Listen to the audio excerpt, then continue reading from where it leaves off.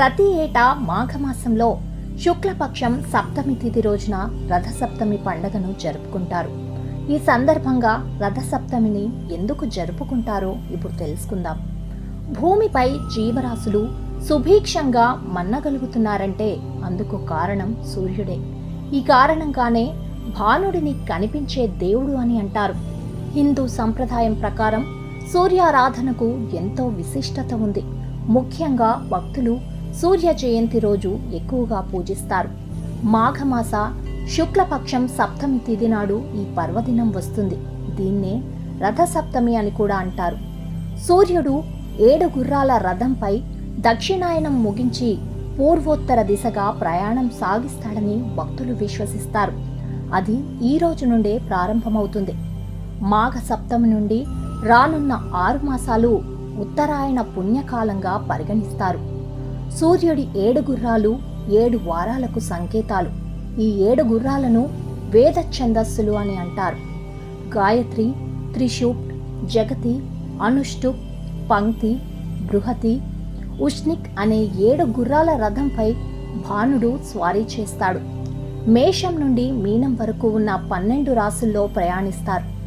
ఈ 12 రాశులను పూర్తి చేయడానికి సూర్యరథానికి ఏడాది సమయం పడుతుంది.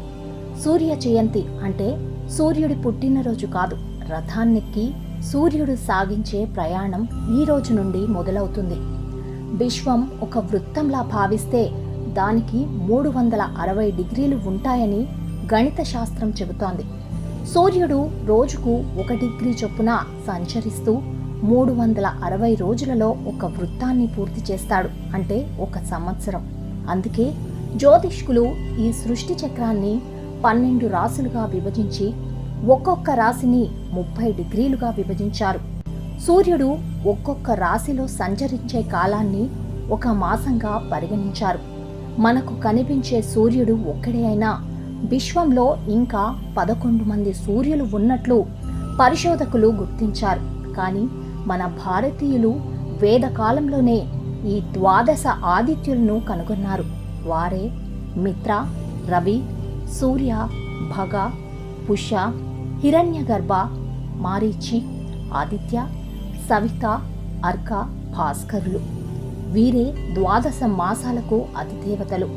వీటి కారణంగానే 12 రాశులు ఏర్పడ్డాయి. సూర్యుడు ఒక్కొక్క మాసంలో ఒక్కొక్క రాశిలో సంచరిస్తాడు. మాఘమాసంలో అర్కనామంతో సంచరిస్తాడు. మాఘం అంటే పాపం లేనిది అని అర్థం. పుణ్యాన్ని ప్రసాదించే మాసం కాబట్టి ఈ మాసాన్ని మాఘమాసం అన్నారు. నిజానికి ఉత్తరాయణం మకర సంక్రాంతితో ఆరంభమై రథసప్తమి నుండే ఉత్తరాయణ స్ఫూర్తి పూర్తిగా గోచరిస్తుంది. దక్షిణాయనం నుండి విముక్తుడైన భాస్కరుడు ఈ రోజు నుంచే ఉత్తర దిశగా ప్రకాశిస్తాడు. కాబట్టి రథసప్తమిని సూర్యగ్రహతుల్యంగా భావించి పితృ, దేశ ఋషి తర్పణాలను ఇవ్వాలనే నియమాన్ని నిర్ణయించారు. శత్రుబాధలు తొలగిపోవడానికి సౌర కుటుంబంలో అన్ని ప్రాణులకు సూర్యుడే ఆత్మ. కాబట్టి సూర్యోపాసన చేస్తే రుణ, రోగ, శత్రుబాధలు నశిస్తాయి.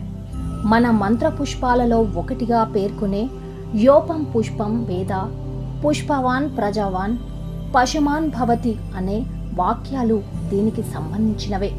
సూర్యారాధన చేసేవాడు పుష్పవంతుడు, సంతానవంతుడు, పశు సంపద సమృద్ధివంతుడు అవుతాడు. సూర్యకాంతిలోని కిరణాల ప్రభావం వల్లే శరీరానికి సహజ సిద్ధంగా విటమిన్ డి లభిస్తుంది. సూర్యకిరణాలు శరీరంపై తప్పక ప్రసరించాలి. అందుకే వైదిక వాంగ్మయం సంధ్యావందనం, సూర్య నమస్కారాలు, ఆర్ఘ్య ప్రదానం మొదలైన ప్రక్రియల్ని ప్రవేశపెట్టింది.